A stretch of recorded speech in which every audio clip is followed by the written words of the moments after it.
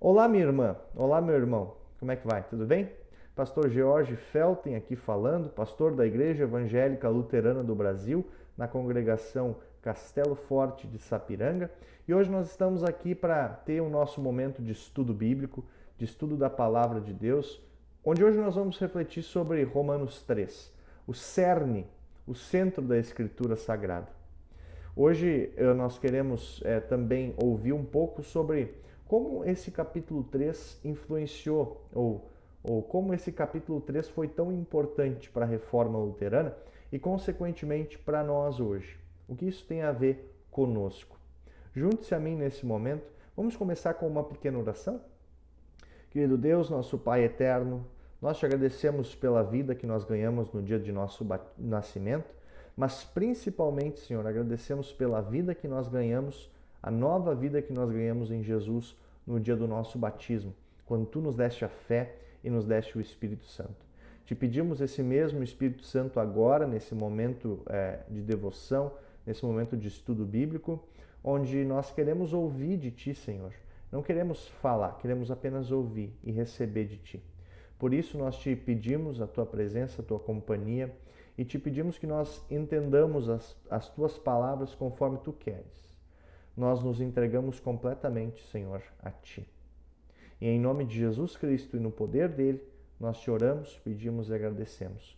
Amém. Vamos cantar o hino 25 do Louvai ao Senhor, que tem tudo a ver com o tema que a gente vai abordar hoje. Será verdade que Jesus em meu lugar sofreu na cruz? Será verdade que o Senhor morreu por mim, tão pecador? Sim, é verdade, ó pecador, por ti Jesus, o Salvador, baixou a terra que sofreu, em teu lugar na cruz morreu. Porém na tumba não ficou, mas sobre a morte triunfou, e vivo está nos altos céus, teu fiador perante Deus. Confia em Cristo, ó coração, por sua morte tens perdão, a sua graça aqui terás, e sua glória lá verás. E tem tudo a ver porque hoje nós vamos entender um pouquinho qual que foi o cerne, o ponto, o centro da reforma luterana.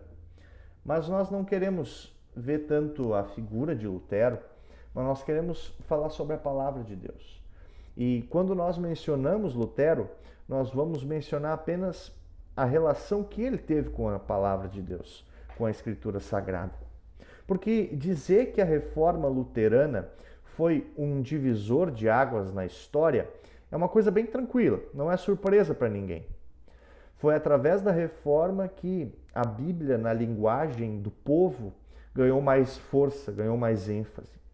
Foi através da reforma que a distinção entre a igreja e o Estado ganhou mais força também. Foi através da reforma, ou depois da reforma, que a história começou a ser contada sob dois pontos de vista. O ponto de vista secular das coisas que acontecem no mundo e o ponto de vista da igreja, eclesiológico, a história da igreja também. E entre outras várias contribuições que a reforma deu, mas qual que é o ponto mais importante da reforma? Qual que é o ponto, vamos dizer assim, crucial? O ponto em que ou a reforma cai ou ela fica de pé. Bom, não é muito difícil da gente pensar qual que é esse ponto. Esse ponto, o ponto mais importante, é justamente o retorno do Evangelho. O retorno da igreja centrada, ou que tem como centro a Cristo. A boa notícia do Evangelho, ou seja, da salvação que nós temos por graça, por causa do que Cristo fez, e através da fé que nos conecta ao que Cristo fez. Mas como que isso é uma boa notícia? É isso que nós vamos tratar hoje. Bom, todo mundo que tem um pingo de honestidade sabe que tem algo de muito errado no mundo em que a gente vive, certo? Se a gente abre o jornal, se a gente liga na televisão, se a gente caminha um pouco na rua, a gente não demora muito para ver assassinatos, violência, roubo, corrupção, crueldade, incêndios, mal-entendidos entre irmãos, rancor, egoísmo, soberba, pobreza e várias outras coisas. E não é muito difícil identificar quem, na maioria das vezes, é o responsável por estas coisas. Algumas denominações religiosas simplesmente botam isso numa entidade, num ser fora de si mesmo.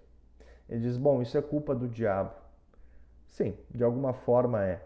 Mas na maioria das vezes, o responsável por essas coisas é o ser humano.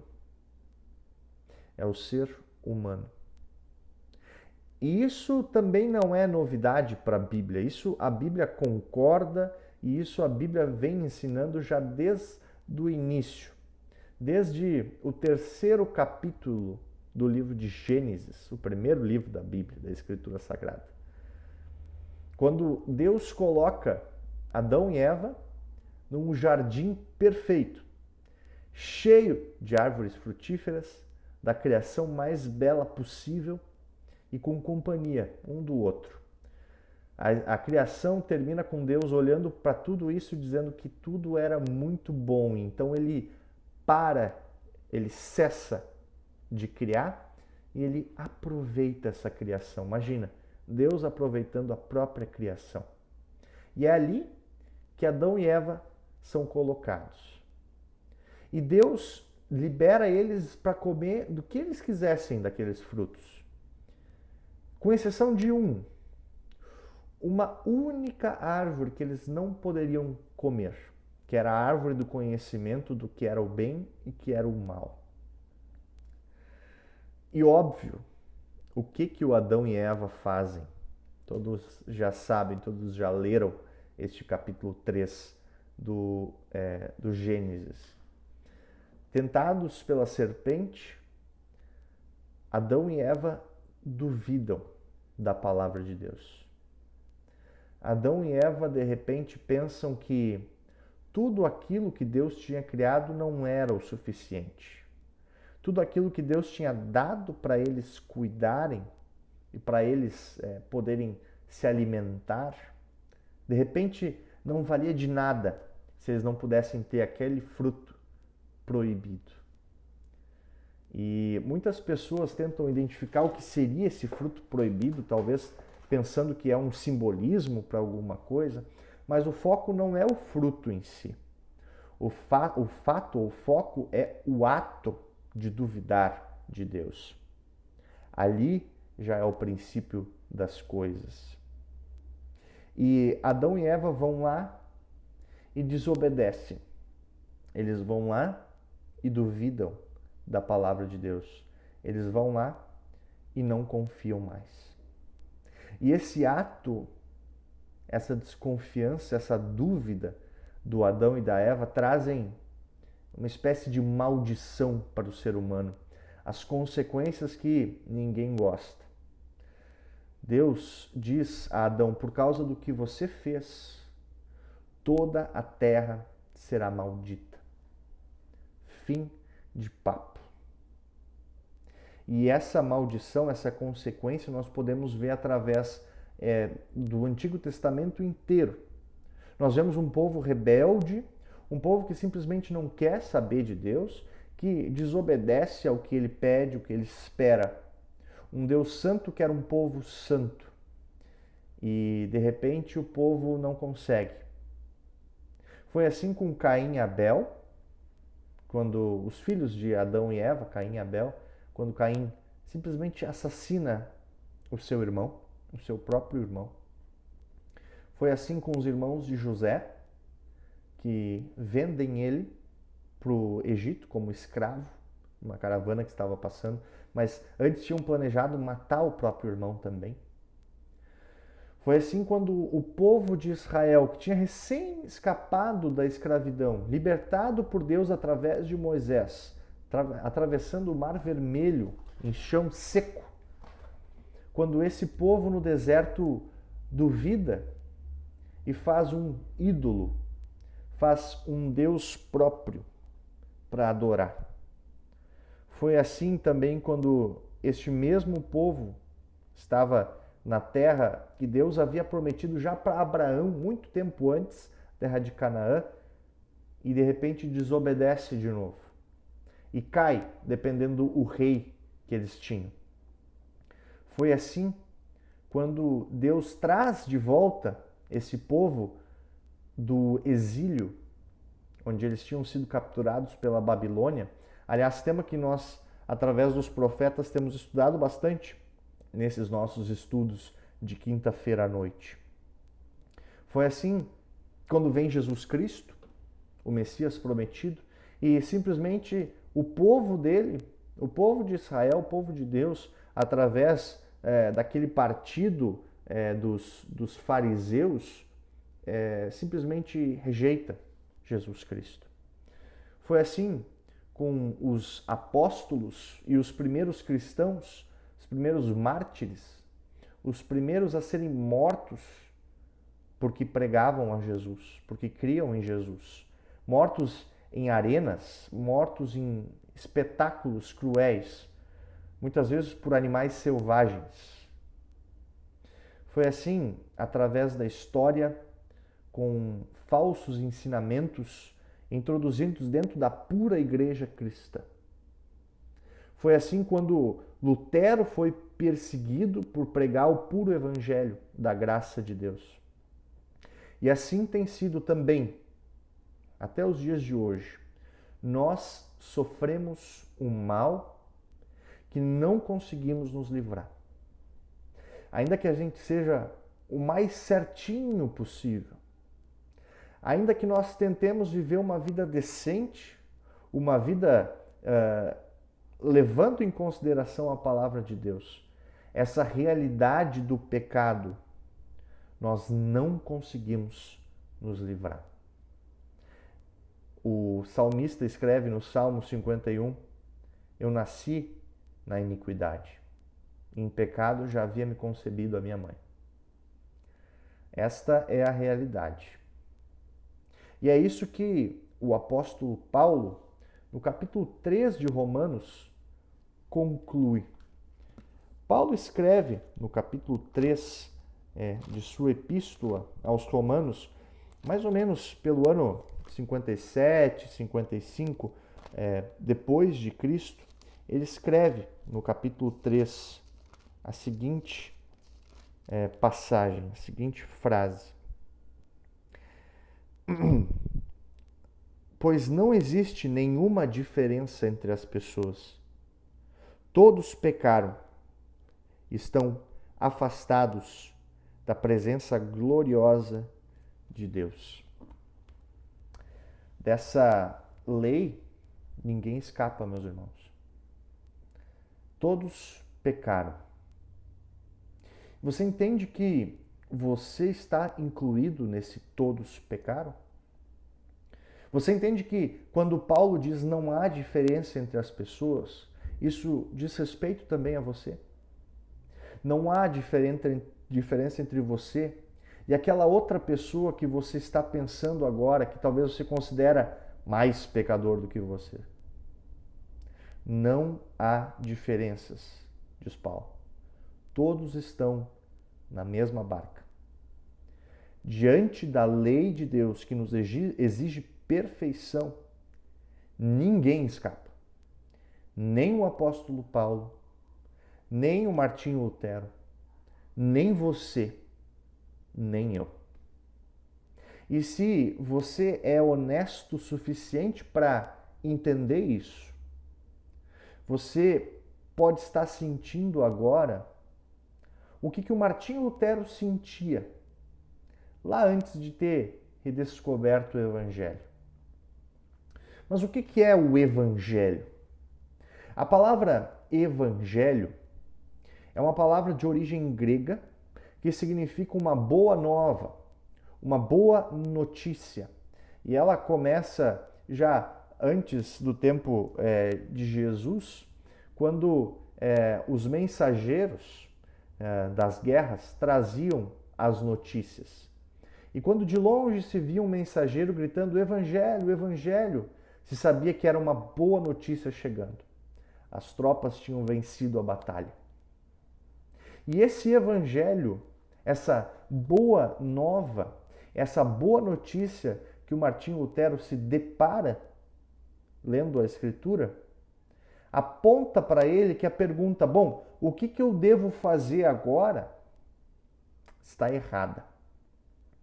Se vocês me permitem, eu quero fazer uma pequena leitura do que o Martinho Lutero escreve. Ele escreve na introdução, no prefácio às suas obras latinas, ele escreve como aconteceu um evento chamado o evento da Torre, né, o momento da Torre. Ele estava também, né, esse momento ele é conhecido por isso, simplesmente porque era o lugar onde Lutero estava. E ele escreve o seguinte, ó. Enquanto isso, vou ler para vocês. Enquanto isso, naquele mesmo ano de 1519, eu havia começado a interpretar os Salmos novamente. Senti-me confiante de que agora eu era mais experiente, visto que havia lidado com cursos universitários, com as cartas de São Paulo aos Romanos, aos Gálatas e a carta aos Hebreus. Eu havia concebido um ardente desejo de entender o que Paulo queria dizer em sua carta aos Romanos, mas até aquele momento algo estava me impedindo. Não o sangue frio em volta do meu coração, mas aquela palavra que está já no capítulo 1. A justiça de Deus é revelada no Evangelho. Eu odiava aquela palavra, justiça de Deus, a qual, pelo uso e costume de todos os meus professores, eu havia sido ensinado a entender filosoficamente, como se referindo àquela justiça pela qual Deus é justo e através da qual ele pune pecadores e injustos. Mas eu, um monge irrepreensível, sentia que diante de Deus era um pecador com uma consciência extremamente perturbada. Eu não podia ter certeza de que Deus estava em paz comigo por meio da minha penitência. Eu não o amava, não. Ao invés disso, eu odiava o justo Deus que pune pecadores. Em silêncio eu reclamava muito e ficava bravo com Deus. Eu dizia, não é suficiente que nós, miseráveis pecadores, perdidos por toda a eternidade por causa do pecado original, somos oprimidos por todo tipo de calamidade por meio dos 10 mandamentos? Por que Deus amontou a tristeza sobre tristeza através do Evangelho? E através do Evangelho também nos ameaça com a sua justiça e a sua ira? Este foi o modo com que eu me enfurecia com uma consciência selvagem e perturbada. Constantemente eu perturbava o apóstolo Paulo sobre aquela passagem de Romanos 1 e ansioso queria saber o que ele queria dizer. Meditei noite e dia naquelas palavras, até que, finalmente, pela misericórdia de Deus, prestei atenção ao contexto no qual elas estavam inseridas. Abre aspas. A justiça de Deus é revelada no Evangelho, como está escrito, o justo viverá pela fé. eu comecei a entender que neste versículo a justiça de Deus é aquela através da qual o justo vive por meio daquilo que é dado por Deus, isto é, pela fé. Eu comecei a entender que este versículo significa que a justiça de Deus é revelada através do Evangelho, mas é uma justiça na qual o Deus misericordioso nos justifica pela fé. Como está escrito, o justo viverá pela fé. No mesmo momento, senti que havia nascido de novo e entrado no paraíso por meio de portões abertos. Imediatamente eu vi toda a Escritura por meio de uma luz diferente. Corri através das Escrituras de memória e descobri que outros termos tinham o mesmo sentido. Por exemplo, quando fala sobre o trabalho de Deus, é o trabalho que Deus trabalha em nós. O poder de Deus, pelo poder que Ele faz poderoso. A sabedoria de Deus, pela qual Ele nos faz sábios. A força de Deus, a salvação de Deus, a glória de Deus.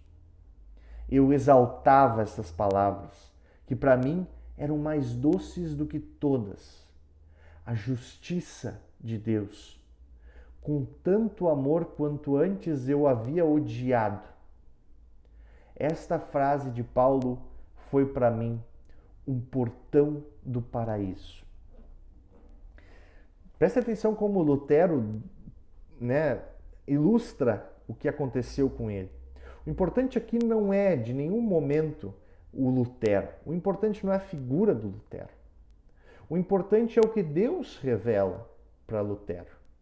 E o que Deus revela para Lutero é que a justiça de Deus, através de Jesus, não é uma justiça que te cobra. A justiça de Deus é revelada no Evangelho, na boa notícia, através da fé.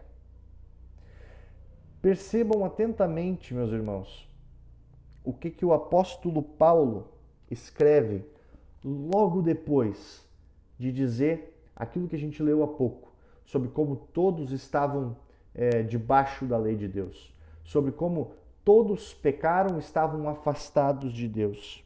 Ele diz assim: todos pecaram e estão afastados da presença gloriosa de Deus, mas pela sua graça e sem exigir nada, Deus aceita todos por meio de Cristo Jesus, que os salva.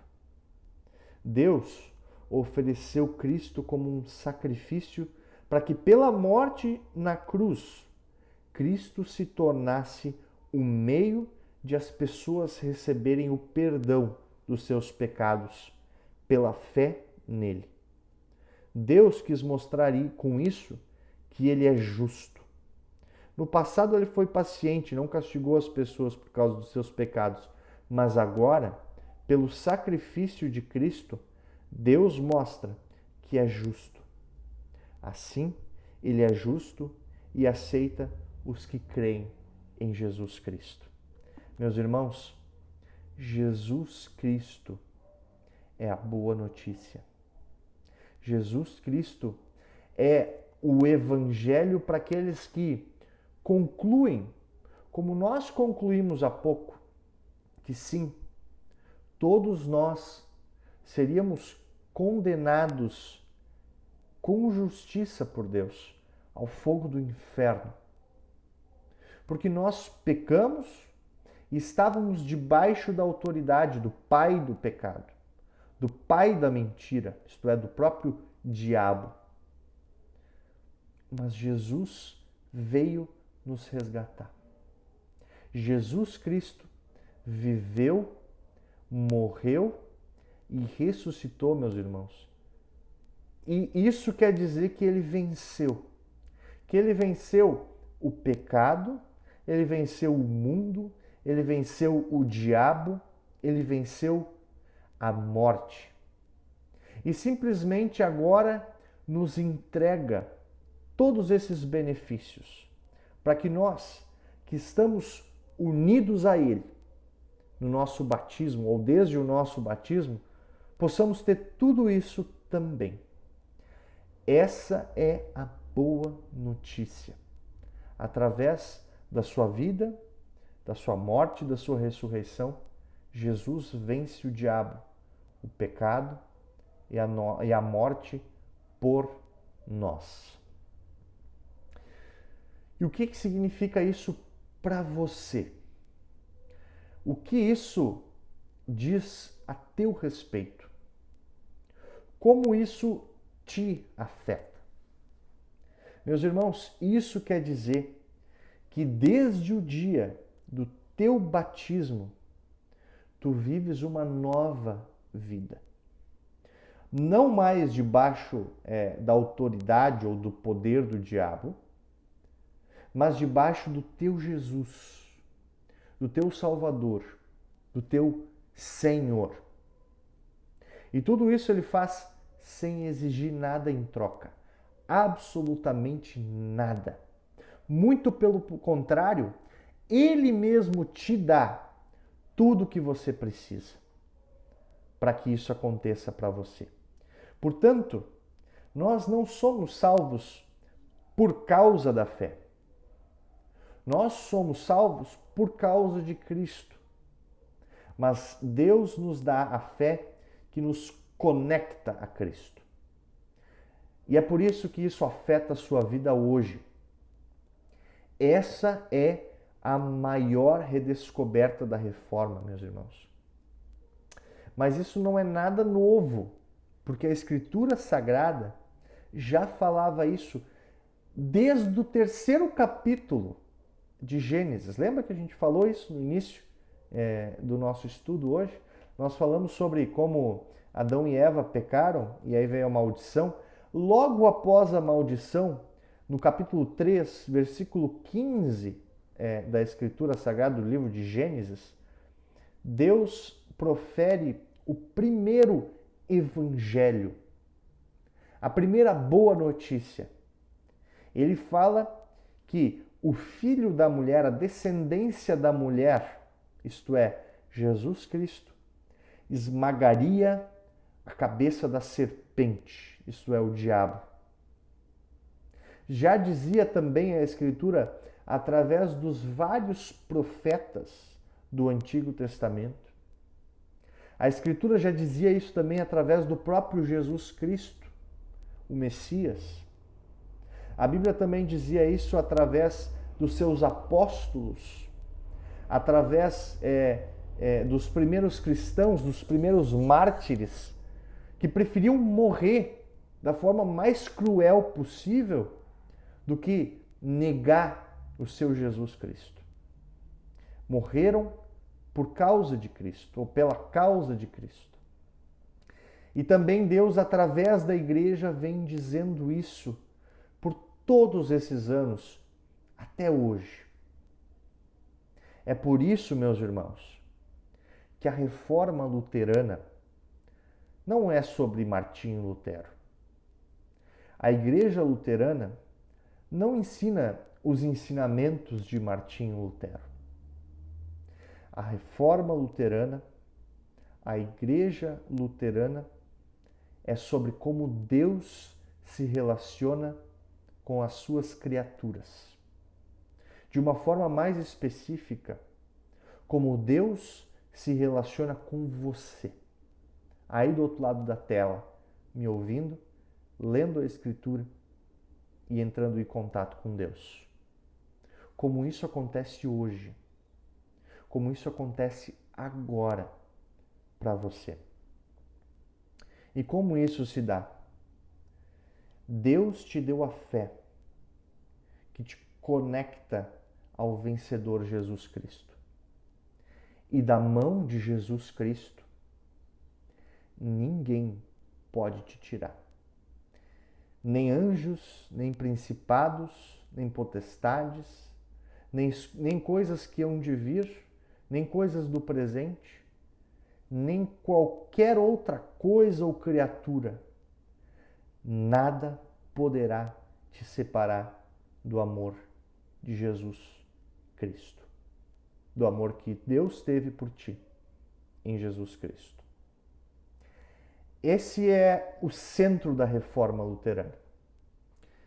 Este é o centro da Escritura Sagrada, a revelação de Deus, inspirada pelo Espírito Santo. Esse é o centro da tua vida. Deus mudou a tua história. Amém. Meus irmãos, vamos orar ao nosso Deus e por fim eu quero ainda cantar mais um hino. Eu vou cantar depois o hino 122 do Louvai ao Senhor, que tem também tudo a ver com isso. Vamos orar ao nosso Deus. Querido Deus, Pai misericordioso, hoje nós fomos lembrados, Senhor, do Teu Evangelho, da Tua boa notícia.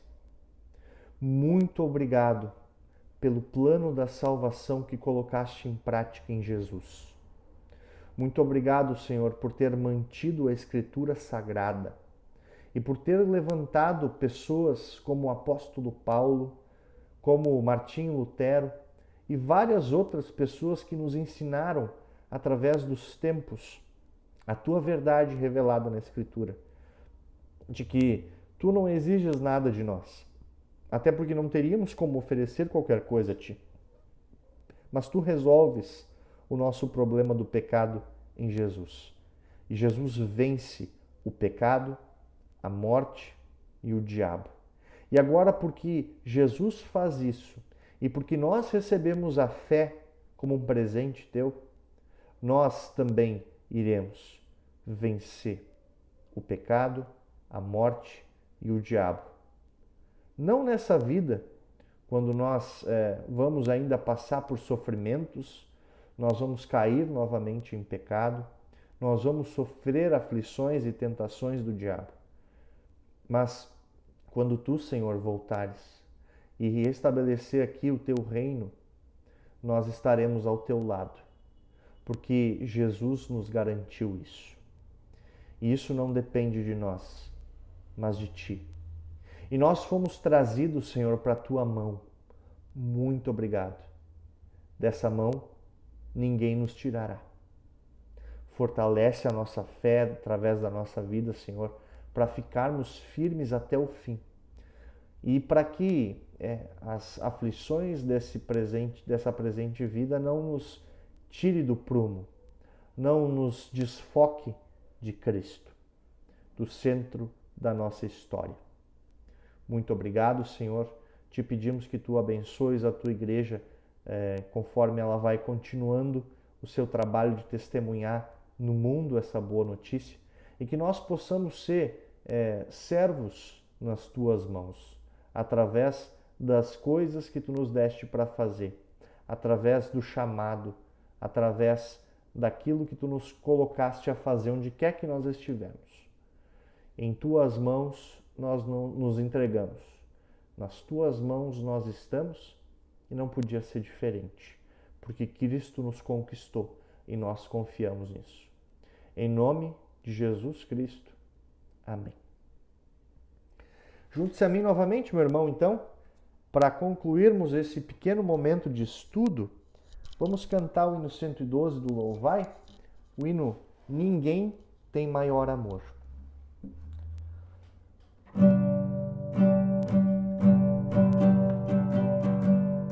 Ninguém tem maior amor do que Cristo Salvador.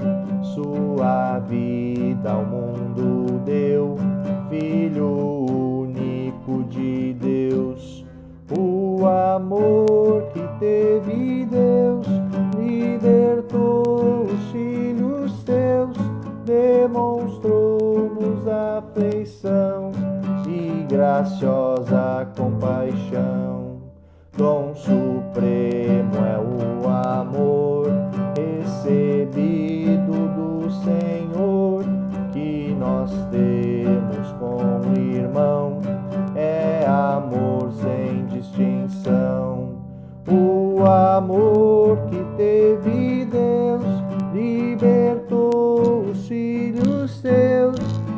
demonstrou-nos afeição e graciosa compaixão. Jesus Cristo Redentor se entregou por nós em dor, e só nele temos paz, sua graça nos apraz. O amor que teve Deus libertou os filhos seus, demonstrou-nos afeição e graciosa compaixão. Tenha um bom resto, uma boa quinta-feira, e o final de semana está chegando. Nós da Igreja Evangélica Luterana Castelo Forte, aqui de Sapiranga, vamos ter um culto especial domingo às 19 horas, domingo agora, dia 1º de novembro, onde haverá a minha instalação como pastor aqui até o início do ano que vem. E nós vamos ter o pregador lá de Dois Irmãos, o nosso conselheiro distrital, o pastor Oscar Zimmermann. Então você é mais do que convidado a estar presente.